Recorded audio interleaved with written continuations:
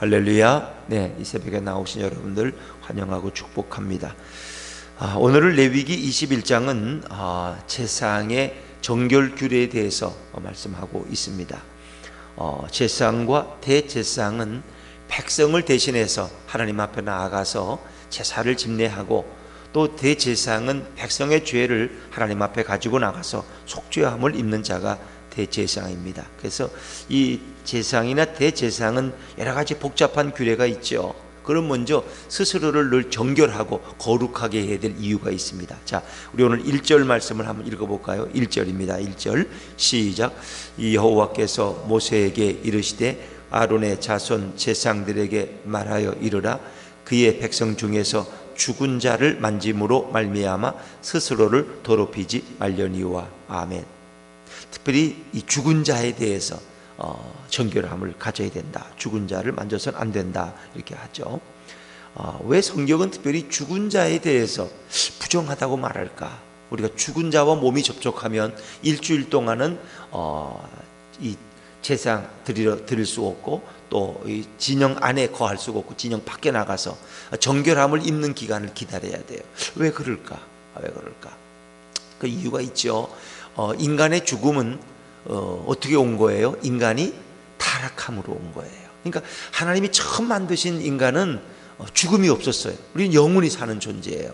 그런데 결국 아담과 하와가 하나님이 금하신 선악과를 먹고 범죄함으로 인간이 타락하게 되고, 인간에게 뭐가 온 거예요? 죽음이 온 거예요. 육체적 죽음이 온 거예요. 그래서 성경은 죽음을 부정하다고 표현하는 거예요.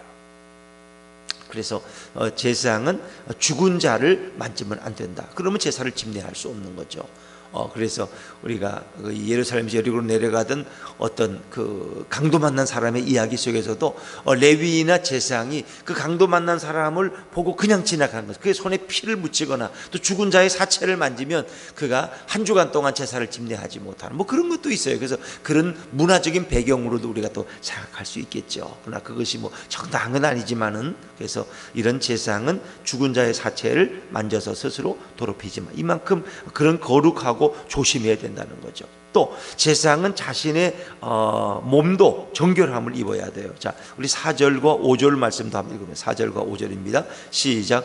제사장은 그의 백성의 어린인즉 자신을 더럽혀 속되게 하지 말지니라. 제사장들은 머리털을 깎아 대머리 같게 하지 말며 자기의 수염 양쪽을 깎지 말며 살을 베지 말고. 그리고 5절 말씀 보면 머리털을 깎아 대머리 같게 하지 말며, 이것은 뭐 대머리가 나쁘다는 게 아니에요. 이거는 뭐 그런 의미가 아니라 이런 이방의 풍속 속에 자기가 우상에게 예배드리기 위해서 자기 머리를 깎는 나쁜 풍속을 가진 자들이들. 그러니까 이방의 이런 나쁜 풍속을 제사장은 배워서는 안 된다는 것입니다. 또 머리를 깎는데도 여기 자기의 수염 양쪽을 깎지 말며, 이것은 또 좀 다른 의미입니다. 이것도 이방의 어떤 잘못된 그런 풍속을 배우지 말라. 또 살을 베지 말고, 자해하는 거예요. 자해하는 거.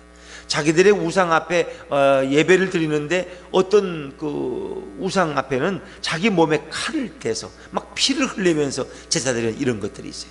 피를 드리고, 또 몰록씨는 물론 말할 것도 없이 자기 자식을 잡아서 드리는 이런 잘못된 이방의 우상 숭배의 풍속을 절대로 본받아서는 안 된다. 그만큼 그런 정결함을 입어야 된다. 이런 잘못된 풍조, 잘못된 세대의 흐름을 따라가서는 안 된다는 거죠. 그래서 완전한 성결한 삶을 살아야 된다.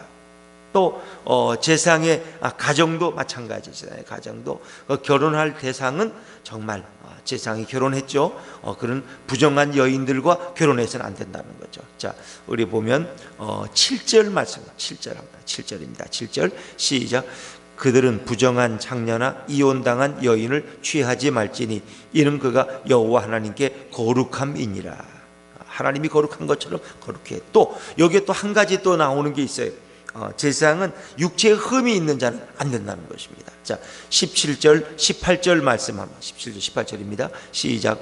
아론에게 말하여 이르라. 누구든지 너의 자손 중 대대로 육체에 흠이 있는 자는 그 하나님의 음식을 드리려고 가까이 오지 못할 것이니라. 누구든지 흠이 있는 자는 가까이 하지 못할지니 곧 맹인이나 다리 저는 자나 아멘. 그렇습니다. 뭐 여러 가지 이런 신체 장애를 가진 분들의 이야기를 그래서 9절에 보니까 발 부러진 자, 손 부러진 자, 또 20절에 등 굽은 자, 키 못 본 자란다. 근데 이것을 여러분 이제 이 성경을 볼 때 표면적으로 보는 방법이 있고 이면으로 보는 방법이 있어요. 그래서 우리가 구약 성경을 볼 때는 뭐 신약의 말씀도 2000년 전의 말씀이니까 이제 어떤 그 말씀의 진리를 우리가 받아들이는 경우가 있고 그거를 표면적으로 또 읽는 경우도 있어요. 그래서 만약에 여기 이렇게 하나님 앞에 이렇게 나오지 못한다, 그러면 여기 육체에 흠 있는 사람 어떻게 예배 드리느냐? 이것은 표면적인 것입니다. 구약 시대에. 그러나 이것은 우리는 이제는 이면적으로 받아들여요. 그 안에 진리의 말씀을 받아들여야 돼요. 그 안에 이것은 하나의 영적인 의미로 우리가 이제 해석을 해야 돼요. 왜? 예수 그리스도 안에서 이제 우리는 이 구약의 사실들을 있는 그대로 받아들이는 건 아니에요.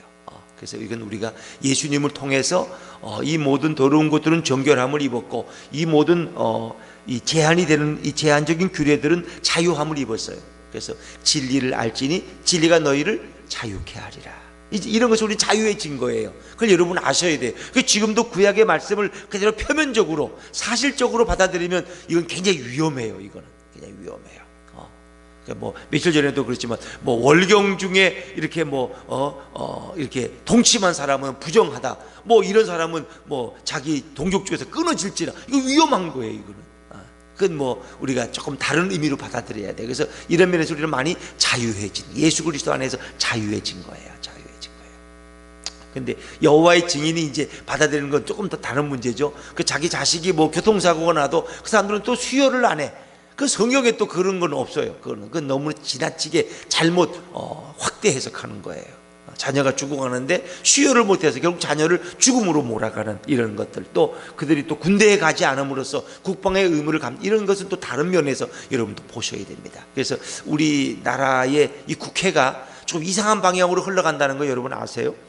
그래서 이게 뭔가 이렇게 뭔 장애인들, 무슨 연약한 자들, 특별한 소수 종교들에 대한 권익을 존중해야 된다 이러면서 이제 동성애자들을 끌어안기 시작하고 이단들을 끌어안기 시작한 거예요. 이단들을.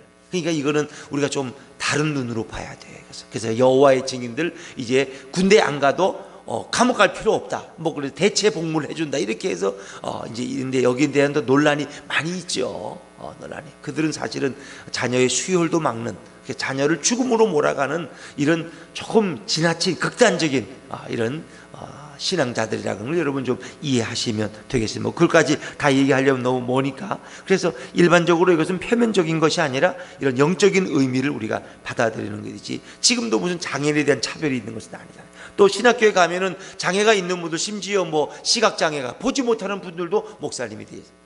인천에 가면은 한국의 여인으로서는 제1호 목회자가 되신 양정신이라는 의사, 그분은 의사이면 동시에 목회자가 돼서 인천에서 목회하시다가 하나님 품에 돌아가셨어요. 뭐 이런 장애가 있는 분들도 얼마든지 목회하는데 장애가 없죠. 그러나 이것은 우리는 영적인 의미로 받아들여야 돼요. 자, 첫 번째 볼 때는 구약에서 말하는 제사나 대제사장은 결국 누구를 가리키는 거예요? 이 땅에 오시는 예수 그리스도를 가리키는 거예요. 자, 예수님은 흠이 있어요, 없어요? 흠이 없어요. 예수님은 무흠하셔요. 왜? 대제사장이 인간의 모든 죄를 가지고 하나님 앞에 나아가듯이 예수님은 결국 인간의 모든 인류의 죄를 가지고 하나님 앞에 나아가는 분이에요. 그래서 그분은 결국 인간의 죄를 대신 대속할 수 있는 분은 뭐 어떤 조건이 있어요? 죄가 없어요. 무죄하셔야 돼요. 그분은 무죄하셔야 돼요. 그다음에 그분은 흠이 없으셔야 돼요. 그분은 성결하셔야 돼요. 그래서 그분은 또 거기에 한 가지, 그분은 신이래요. 신이 아니, 인간은 아무리 무음하고 무죄해도 인간의 죄를 해결할 수 없어요. 또 인간으로서 그렇게 무죄한 자는 존재할 수가 없어요. 그래서 그분은 하나님이셔야 되고, 그분은 인간의 원죄 영향을 받지 않는 무흠과 무죄의 조건을 채워야 되기 때문에 그분은 어떻게 동정녀 마리아의 몸을 통해 성령으로 이 땅에 오신 거예요. 그리고 그분은 순결하신 분이죠. 그래서 그분은 인류의 모든 죄를 지고 십자가의 죽으심으로 그분의 피로 우리의 죄가 용서받은 줄로 믿습니다. 그래서 여기에 대제사장의 무흠교리, 그분은 그런 부정한 것을 접촉해서도 안 되고 가정도 정결해야 되고 그의 신체적인 조건도 흠이 있으면 안 된다는 것은 이 땅에 오신 예수님께서 무흠하신 분이고 무죄하신 분이고 성결하심을 우리에게 예표해 주고 있는 것입니다. 여러분, 그것은 그렇게 읽는 것이 옳습니다. 또 한 가지 이 제사상의 가정에 대한, 그 아내에 대한 또 얘기가 나오죠. 제사상을 이제 결혼할 때 이런 조건의 여인을 결혼해야 된다는 거죠. 자, 어떤 여인이 먼저는 안 될까? 자, 13절 14절 말씀을 13절 14절입니다.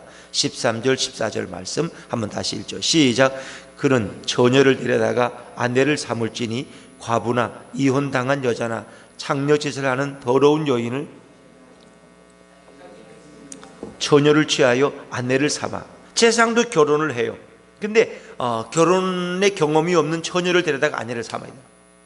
안 되는 경우나 이제 과부, 또 이혼당한 여자, 또 창녀짓을 하는 더러운 여인, 이런 면을 봐서는 대개 여기서 말하는 과부나 이혼당한 여자는 대개 자기의 행실이 옳지 못해서 이혼당한 여자, 또 이 창녀짓이라는 건 몸을 파는 이런 여인을 말하는 거죠. 이런 여인들과 결혼해서는 안 된다. 그것은 제사상의 성결함을 더럽히기 때문이다. 자, 그런데 여러분, 이 제사상의 아내를 볼 때 결국 여기서 말하는 대제사장은 이 땅에 오신 예수님을 가리키는 거예요. 그러면 바로 교회는 어떻습니까? 예수 그리스도의 신부가 되는 거예요. 예수님은 교회의 신랑이고 교회의 머리가 되시는 거고, 결국 교회는 예수 그리스도의 아내, 신부가 되는 거예요. 그러면 오늘 이 말씀, 이 제사장의 아내의 역할은 결국 뭐예요? 이 땅의 교회가 얼마나 성결해야 되느냐. 교회라는 것은 곧 성도들의 삶을 의미하는 거 아닙니까? 그래서 이 땅의 성도들의 삶도 바로 예수 그리스도처럼 성결한 삶을 살 수 있어야 된다. 성결한 삶을. 여러분, 그것을 우리가 이제 진리로서 읽을 수가 있죠. 그래서 이 땅의 성도들의 삶도 성결함과 또 거룩함을 주님은 우리에게 요구하고 계신다. 또 어찌 보면 또 이 모든 성도들도 베드로전서 2장 5절에 보니까 뭐예요? 왕 같은 제사장들이라고 했어요. 꼭 예수 그리스도만 제사장의 의미가 예표되는 것이 아니라 이 땅의 모든 성도들도 왕 같은 제사장들이요, 거룩한 삶을 살아야 될 의무가 있는 것입니다. 그래서 이 신체 장애의 이런 부분들도 하나의 영적인 의미로 그래서 이런 시각 장애는 우리 성도들은 영적인 눈이 열려 있는 그런 삶을 살아야 된다. 또 어디 보면 여기 다리를 전다. 그것은 어떤 삶의 균형과 온전함을 우리가 가져야 된다 하는 것으로 우리는 그렇게 은혜로 받아들일 수가 있겠죠. 실제로 육신적인 장애를 가졌지만은 이 많은 성경을 기록한 이 크로스비 같은 여사, 이분은 어릴 때 그를 기르는 일하는 가정부가 잘못 이 아이를 다뤄서 눈이 실명이 돼요. 그러나 그는 비록 시각 장애지만 2000여 곡의 찬송을 남기죠. 우리가 아까 부른 예수를 나의 구주 삼고, 이거 크로스비의 이런 작입니다. 2000여 곡을 찬송을 남겼는데, 그는 비록 육신의 눈은 어두웠지만 우리 주님을 영안으로 바라보는 그런 신령한 삶을 살았던 그런 여인 중에 한 분이죠. 그렇습니다. 어떤 신체적인 장애가 중요한 것이 아니라 오히려 우리가 영적인 의미로 받아들여서 우리 영적으로 더 신실하고 더 성결한 삶을 살아간다면 육체적인 장애라는 건 아무런 의미가 없는 것이죠. 더더욱 우리가 이사야 35장에 가면은 어떻게 해요? 주님이 이 땅에 천국이 임할 때, 우리가 천국에 들어가면 거긴 장애자도 없는 거예요. 모두가 다 건강하고 온전한 몸으로 주님을 찬양하는 그런 것을 우리가 경험할 수 있게 되는 것이죠. 그래서 이런 신체 장애에 대한 것들은 하나의 제사장의 무흠과 무죄함과 성결함을 가리키는 그런 표현이고, 또 주님의 신부된 교회가 얼마나 이 세상에서 더럽혀지지 않고 온전하고 깨끗한 삶을 살아야 되느냐를 우리에게 보여주고 있는 것이죠. 또 이 땅에서 우리의 모든 흠이 있어도 누구의 보혈로? 예수님의 보혈로 저와 여러분은 정결함을 입은 줄로 믿습니다. 그래서 우리가 신체적인 장애 이런 것들은 아무런 문제가 되지 않습니다. 이 땅에서 태어나서 장애가 되었던, 태어날 때부터 장애를 가진 분들도 그 영혼은 얼마나 순결하고 깨끗하기 때문에 늘 주님의 형상을 가지고 우리 땅에서 감사하고 찬양하는 삶을 살아갈 수 있는 것이고, 또 어찌 보면 그런 장애를 가진 분들이 더 큰 신앙의 비밀을 가지고 살아가는 경우도 많이 있습니다.